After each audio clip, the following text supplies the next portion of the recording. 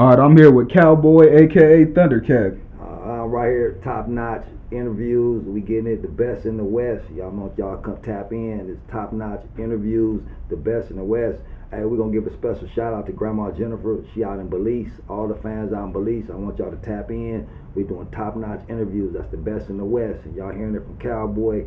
Exclusive interview. I'm giving my guy, so we're gonna tap in and see what he got to do. What's up, my guy? So how did you get your start? Really, I came home from prison and I wrote a bunch of raps. You know, I came home, I probably wrote maybe 300 songs, you know, just beating on the bunks in jail. Everybody in jail, they got radios and shit. I was the only black in prison with a guitar. You know, I got a guitar. I said, let me play the guitar. So we sit back and play that guitar and we rap, you know. So when I came home, that's where I met Nipsey and all that stuff.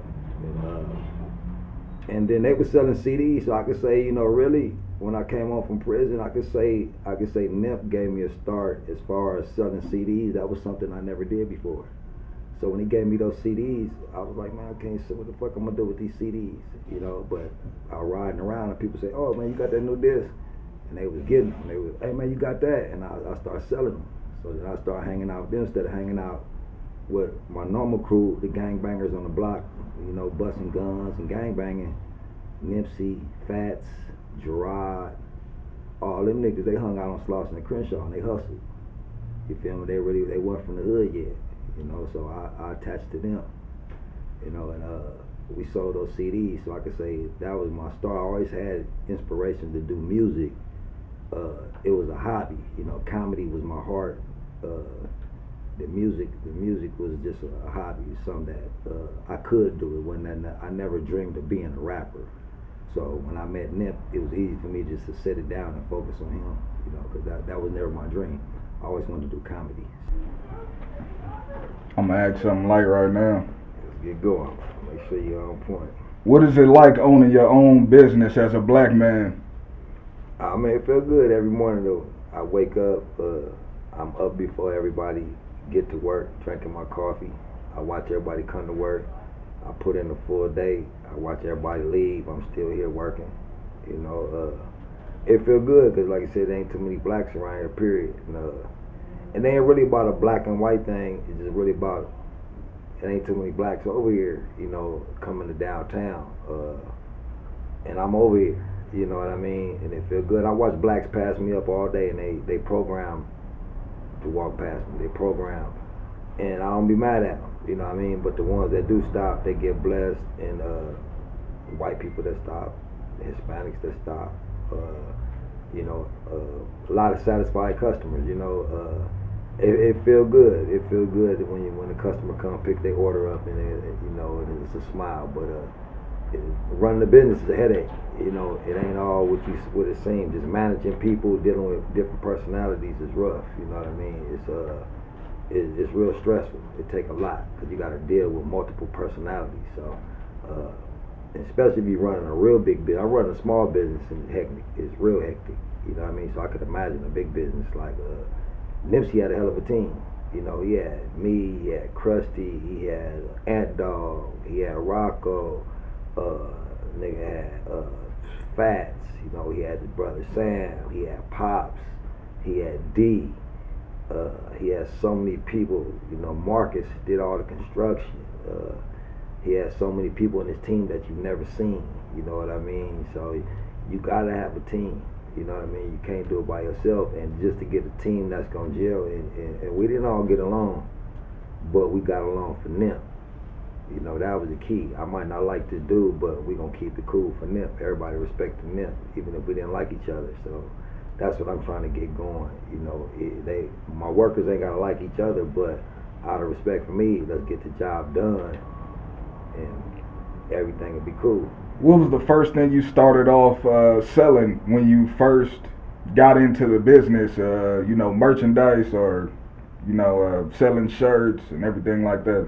Really just the CDs, you know, selling the CDs. I mean, really from just coming up selling weed, selling drugs, you know what I mean, selling crack, all that type of stuff, a street hustler, I sold whatever my hands could touch, from stealing cars, whatever it was, I was a street hustler. So once I got legit, it's the same concepts, just different product.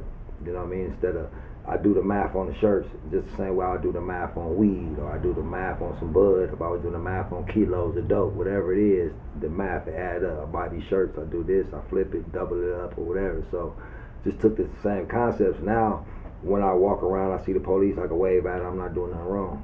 I don't get jacked up no more because I ain't doing shit wrong. You know what I mean? There's no reason to be nervous when the police pull up, or it's a whole lot funner on this side doing the right thing. It might not be that fast money that I accustomed to having, but it's for show money. It's for show money. It's keeping me going.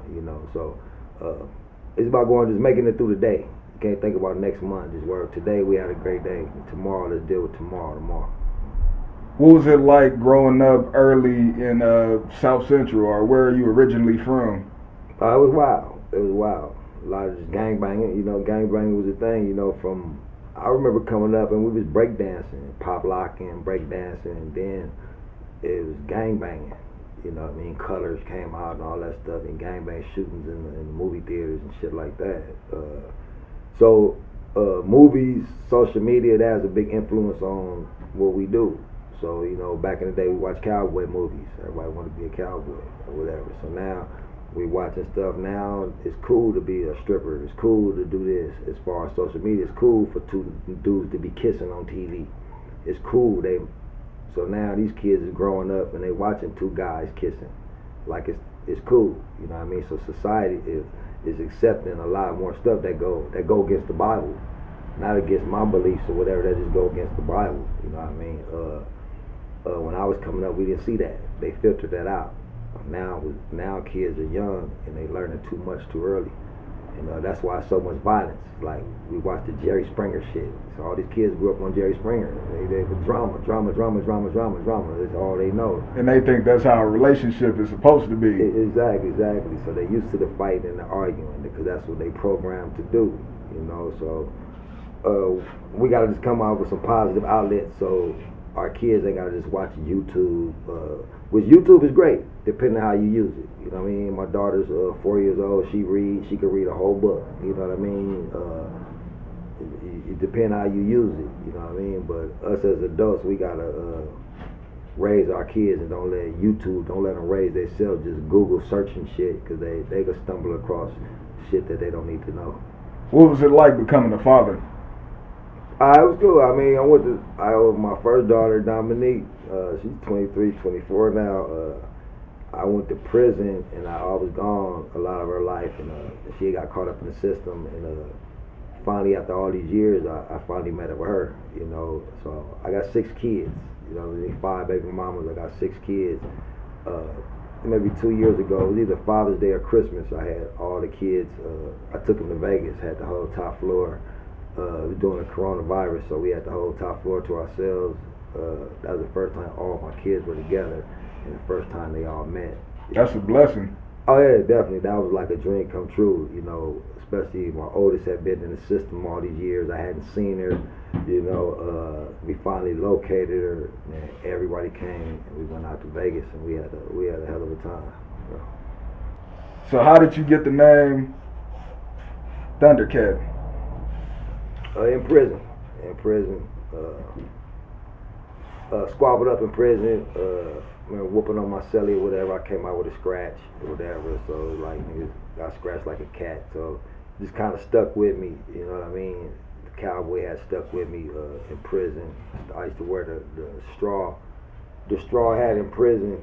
It was like 110 degrees. You'd be out there working out. So I would always get me a straw hat, and I'd make it like a cowboy hat, and I'd be working out. Then I started wearing the hat when I came home from prison.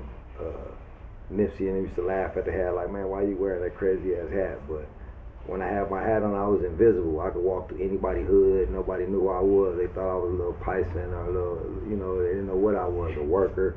So I could go anywhere with the hat. And, a couple videos, Nipsey would tell me, he scooped me over before you look up, I'm way over on the side because I had the hat. So when I bust the all money in cowboy hat, he was like, yeah, that's fresh. And the hat is it's a reminder of where I came from, coming from prison. I left a lot of people in prison. A lot of my friends are still in prison. So when I came home from prison, I attached to Nip and them because I didn't have no friends on the street. I had just left them all in prison, all the lifers that were never coming home. So I attached to the youngsters, and I didn't want to see Nip go to prison. I didn't want to see them go down that path. A lot of people that I spoke to, some are dead, some went to prison, some listen, some are doing better. You know what I mean? So I came home with the same spiel. Nip was one of the ones that listened, and he did a great job at it. Some of the ones that didn't listen, they're locked up right now. Where did you find your love for music? I always had it as a child. I always wanted to get the drum. Hey, Mom, give me the drums for Christmas. They never got them. As a child, all the little, oh, you're going to be making too much noise. They never got me the equipment that I wanted. I remember even I went to West Angeles Christian Academy as a little kid. I remember being on stage and they was teaching me how to rap way back then, but I would imagine if my mom would have bought me those guitars and them drums and all that shit that I wanted when I was a kid, I would have been a great musician, but I learned music late. So I always had it in me, but like I said, I wrote 300-400 songs before I even knew what bars were. Like, I didn't know what a bar was. I didn't know what a 16 bar. I didn't know the hook go right here. So I just wrote stories and just wrote how I felt, just beating on the bunks and shit like that. So then I learned how to record. I learned how to engineer. Then later on, I learned like that. Okay, this the bar. Oh, that's a 16. So right now, this is the first time in my life that I'm taking on being an artist, where I just go to the studio. I'm not pushing no knobs. I'm just gonna go in there, think of and create and just make music. So it's first for me. What do you think the first session was that you sat in with Nipsey when you first heard him rap?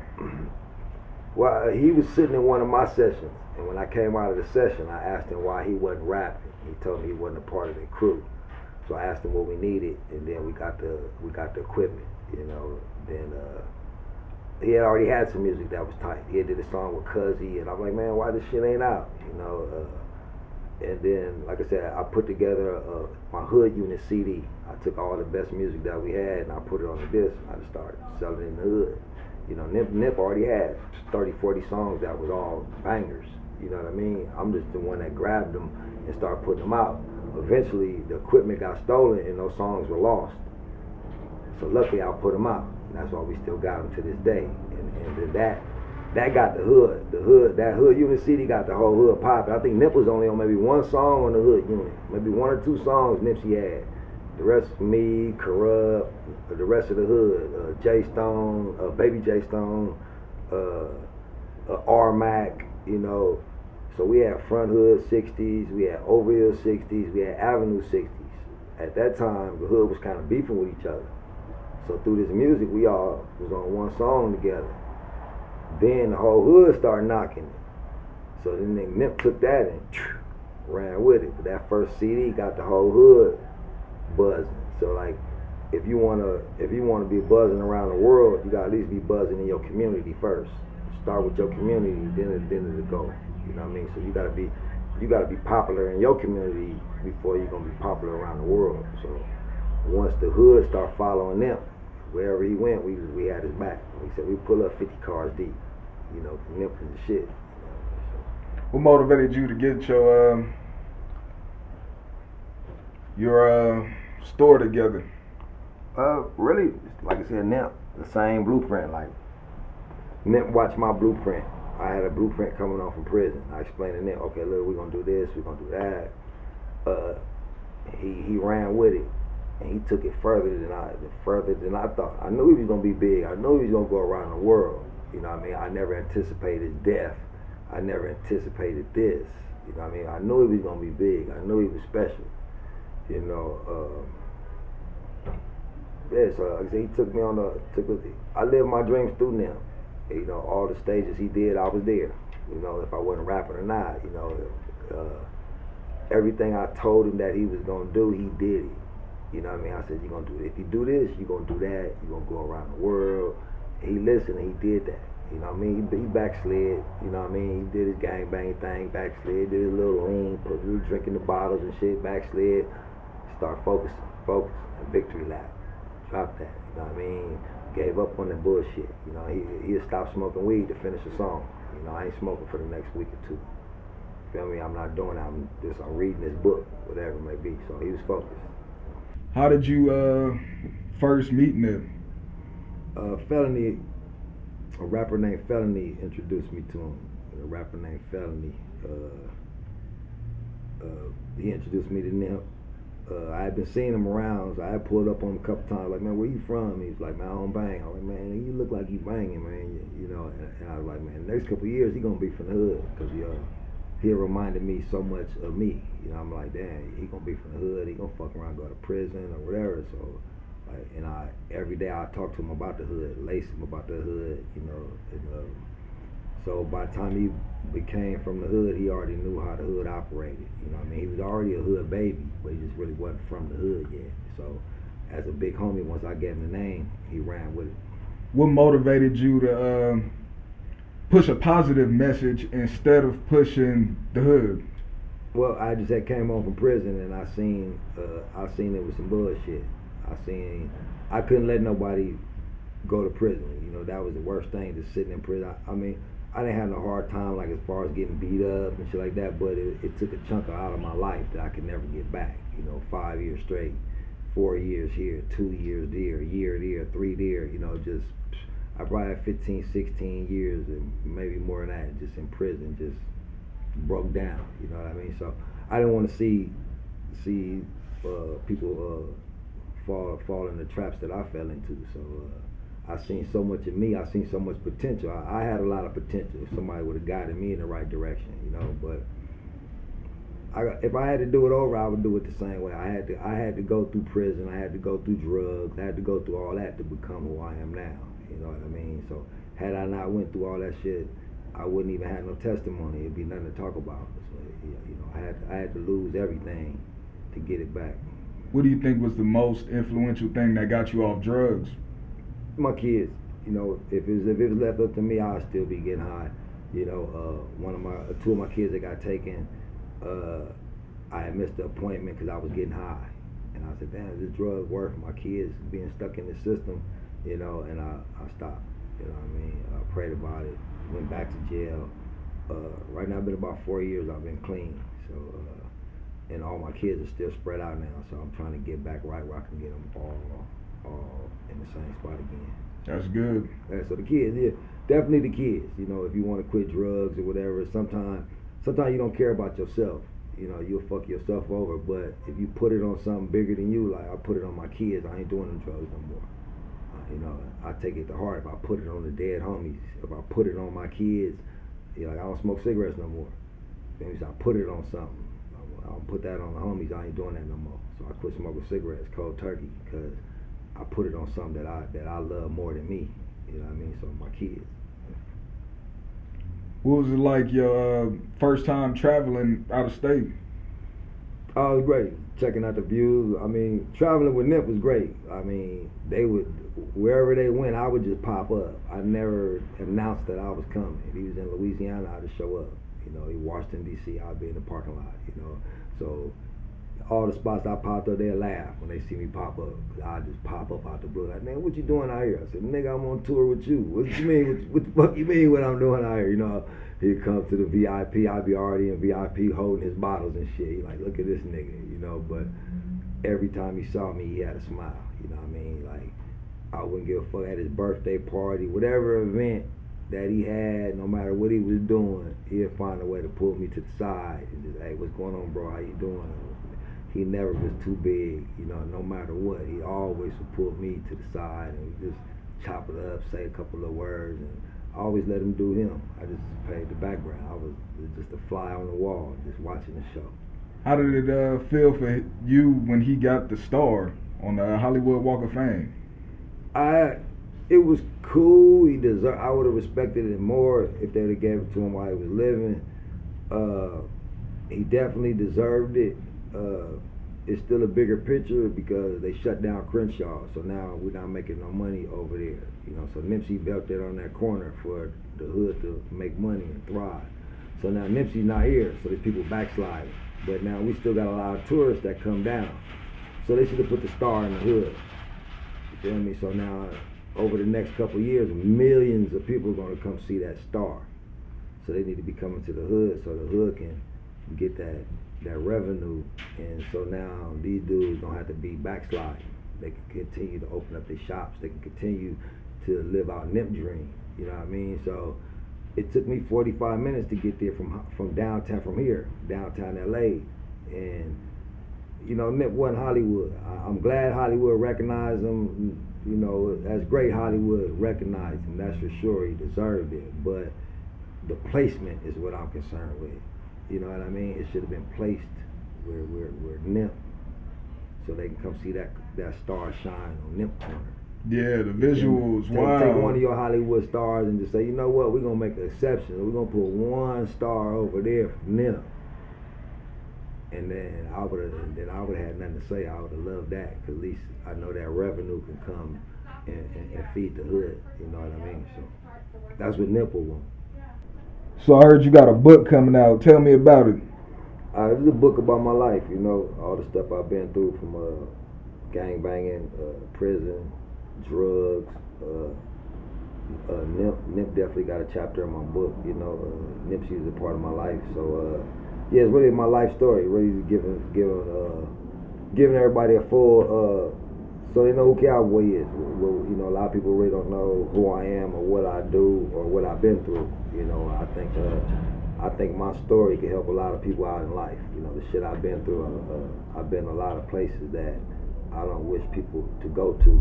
Prison. I don't wish motherfuckers to be in homeless shelters, doing drugs and shit like that. So. Yeah, my book is definitely can help you out wherever you at in life. If you read the book, more than likely I've been through it. How did you meet Black Sam? Buying CDs, you know.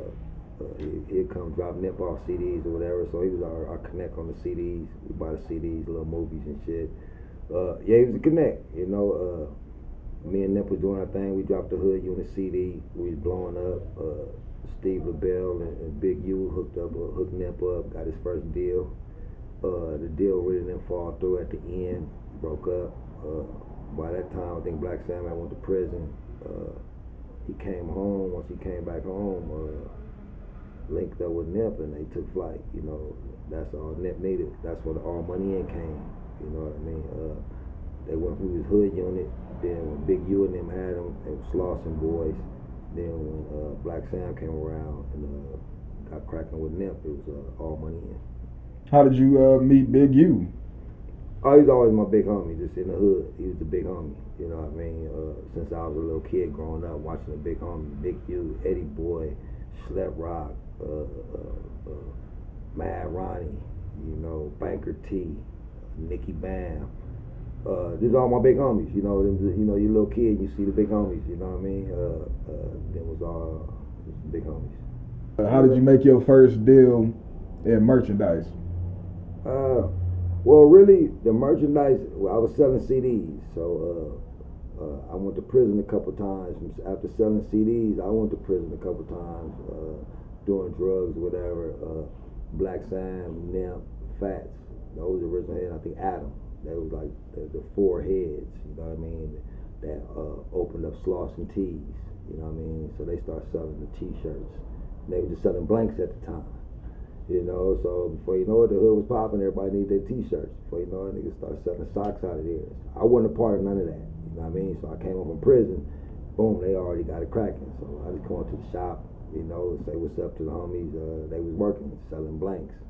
Then Nip started pushing up the Crenshaw stuff, and they started printing it. Then he did a video, put the Crenshaw on there. Crenshaw started blowing up.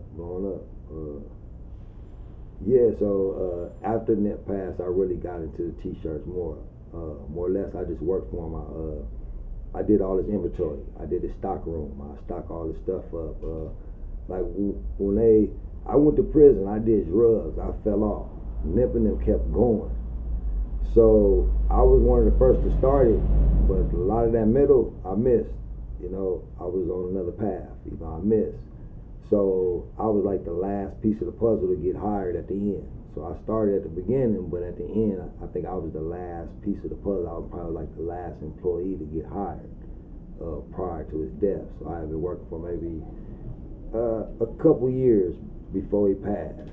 You know what I mean? So yeah, it came around full circle. I just did a song with Nip. We had got in the studio, me, Jay Stone, Nip. We did a song. We was all in the lab, chilling. You know what I mean? Me and Nip was clowning, talking shit, bagging on each other. You know, I hadn't been in the studio with Nip in years. You know what I mean? They invited me to the studio to do a song. So whatever happened to it, I have no idea. But I know Nip got a lot of music still ready to come out. So whenever the family and whatever sound wants to release everything, that's on the family. Do you have any songs released with Nip at all? No. Got a couple songs. Me, Dive, and Nip did a song that we never put out. A couple other little joints that we did. Other than that, not too much of nothing. Like I said, when Nip started rapping, I slowed down and I just watched the show. Whatever he did, I just helped him out, passing out flyers, hanging up posters, folding T-shirts, whatever he needed, I just helped. That was about it. It really wasn't about the rap thing. Like I said, I never inspired to be a rapper. So why do you think people claim you a snitch now or something like that? Well, that's just hood politics, you know. Everybody entitled to their opinion, you know what I mean? Some people wouldn't get on the stand for no reason. That's what they say. I wouldn't have got on the stand. You know, I knew what I was doing was going against a street code, but I knew I didn't have no information. I knew I wasn't an eyewitness, you know what I mean? Had I been an eyewitness, you know, I couldn't have done nothing, you know what I mean? I wanted to testify to the nature of this conversation, so I knew people was gonna say whatever, but I had to let the world know that Nip never said that, so that was my main thing. So people entitled to their opinion, so that's cool, you know, but the more people say I did the right thing, and which I know I did the right thing, so that matters more than the motherfucker that say, oh, he's a snitch. Okay, if I'm a snitch, you know what, don't fuck with me. Don't do no crimes with me. You know, I mean, I might tell on you, so leave me alone. You feel me? That make it better. So if you feel I'm a snitch, give me 60 feet. You feel me? But the ones that do fuck with me, they outweigh the ones that don't. So that's all that matters. Growing up in LA? Yeah. Wow. That's what I'm saying. I think I did. Just like it is now. I mean, you know, I think it was a little wilder then, but it's a little more stupider now. You know what I mean? It was all a lot of dumb shit. Overall, a lot of dumb shit, a lot of black on black crime. You know, right now it's like who can be the most stupidest though. You know, now it's, niggas is killing each other, friends is killing each other. So now it's time to change. You know, it's time to say, you know, fuck that bullshit. What we gonna do? You know, it's time to change. We gonna talk about it or what we gonna do about it? You know what I mean? It's simple as that. Yeah, I heard back in the day it was more about making money in gangs, and then now it's more about killing. Well, you was friends though. It didn't matter, you was friends. So when one of your friends got hurt, you gonna go take care of your friends, like your brother, your cousin. You know, we were like family. But now that we're not like family, what's the purpose? You know what I mean? Now we just associates. We're not friends. We just grew up in the community, and we don't really have nothing in common other than the blocks that we grew up on. You know, you don't like me, I don't like you. So back then we were friends though. So, but now that we ain't friends, why is we all claiming this set? You feel me? We might as well just go our separate ways.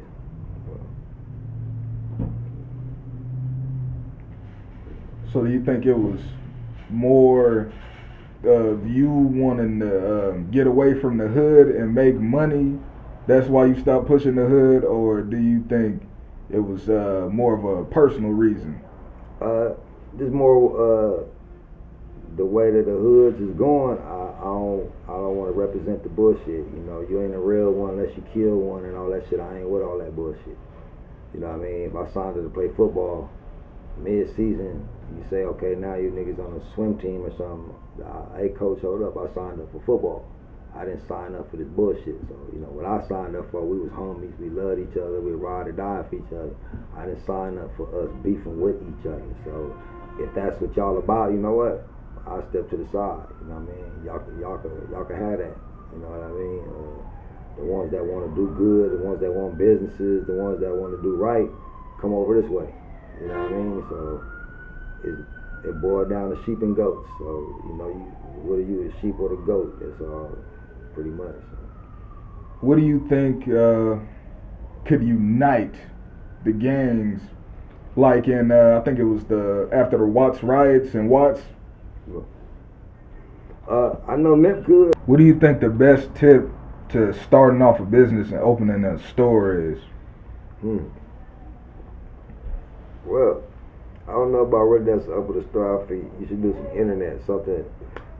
The way they shutting down the cities and stuff like that. I mean, I would figure out some type of internet service, because they lock the city down. How you gonna stay in business? How you gonna be able to ship or whatever it may be. So a physical store is great, but if you got an online store that can generate you money, I would go that route. Nip told me the way you gonna get rich is off your ideas. He said if you come up with an idea to make people's lives easier, because people are lazy. So if you can come up with an app or come up with something to make people's lives easier, that's how you're gonna get rich. You're gonna get rich off of your idea. So that's some advice he gave me. He said come up with an idea to make people's lives easier. I think Uber was coming out at that time. We didn't know what Uber was. Like, what the fuck is Uber? You know what I mean? But he was telling me what that was. Oh, it's an app, and the car gonna come pick you up. I'm like, what the fuck is that? So, yeah, you can get rich off of your idea. Come up with an idea to make people's lives easier. How do you think Nipsey's success came off of, I want to say, rapping? Never giving up. I said never giving up. Like you said, the only quality he had that nobody else, he never gave up. You know what I mean? A lot of rappers like, man, you still rapping? Man, I'm doing this now. No, he never gave up. He believed in himself. Like I told him, if you believe in if you half-ass believe in your dream, what would make you think I'm gonna believe in? If you half-ass think, you know what I mean? Like you came through today, you got a new podcast, you came through with some bread because you believe in yourself. You know what I mean? So that's half the battle. If you believe in it, then everybody else will believe in it. You feel me? But if you unsure, what's going to, you think we going to, you got to know I'm the shit. Fuck what you talking about, nigga. My shit about to go. You know what I mean? So I always instilled that in him, like, fuck what they saying, nigga. We going to make it. You know what I mean? So, yeah, Nip never gave up. That's the main thing. Whatever your dream is, don't give up. You feel me? Even if you have McDonald's flipping patties, but still get your ass in the studio. Do what you got to do. So I heard you got new music coming out. When is it gonna drop? Shit, should be shortly, next few weeks or so. Now a couple singles are jumping out. Check out the Game Drillmatic. I got a little interlude on the Game album that he just dropped. Y'all go check out. Y'all go tap in with Drillmatic. Game that kept it 100 with me the whole way. You know what I mean? That was one of Nip partners. I can honestly say, Nip had a lot of celebrity friends. But he one of the ones that kept it 100, so I fucks with the Game, you know what I mean? Yeah. How much are you gonna charge people for a verse? It all just depends who they are, it could be free, it could be shit, 500, it could be a rack, you know what I mean? Just depending if I feel your vibe, you know what I mean? I got a bunch of little talent that I want to bring out. It ain't really necessarily about me. I'm doing music now, like I said, for a hobby. I'm doing it to keep a message. So my music might not be the jiggiest music or whatever it may be, the most dancing type music. But if you listen to my music, it got a message. You know what I mean? I could never out-rap Nip. You know what I mean? It's not even about that. It's about keeping the message alive. Nip inspire millions. If I can inspire 10,000, 100,000, as long as I do my part, that's all that matters. What made you pick the name Prolific? Well, people, they say prolific. I don't know if they ever looked it up, and wonder why Nip was prolific, just, the seed, the harvest, all that type of shit, it all go with the prolific, the growth and all that shit. And, it represents Nip. you know, if you look at everything he did as a whole, it was prolific. So much. You listen to all these songs, I can just listen to Nip all day. That's prolific. You know, so much shit, the abundance. You know what I mean? Look at all them seeds, all these people these trees that are growing up off of Nip music. You know what I mean? So through one man's death, a lot of people's lives got changed. You know what I mean? So Nip wasn't a savior, but he did change people's lives.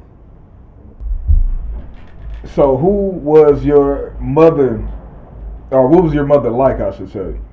Like I grew up in Winter Hills. Mom, she was a real estate broker. So that was my stepdad. He was a criminal defense lawyer.